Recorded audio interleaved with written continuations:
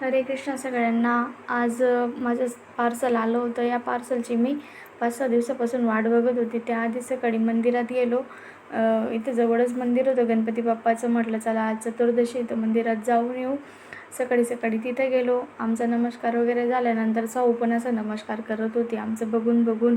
मग साऊचं आणि साऊच्या बाबांचं असं इथं फोटो वगैरे काढणं चालू होतं. तिथून आलो घरी. मग मी माझं काम असं पटपट आवरायला घेतली, कारण मला आज माझं स्वतःचं ब्लाऊज शिवायचं होतं. म्हटलं चला हिला लवकर आंघोळ वगैरे घालून झोपी लावू तरच आपलं काम होईल. ही साडी माझ्या भावाने मला घेतलेली होती. म्हटलं चला आज तिचं ब्लाऊज शिवून टाकू.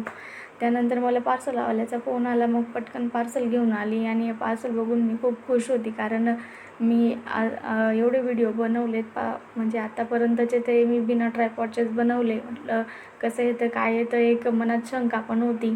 पण चांगलं आलं होतं. कसं आलं आहे ते मला तुम्ही कमेंटमध्ये सांगा, कारण मला एवढे याचे एक्सपिरियन्स नाही आहेत.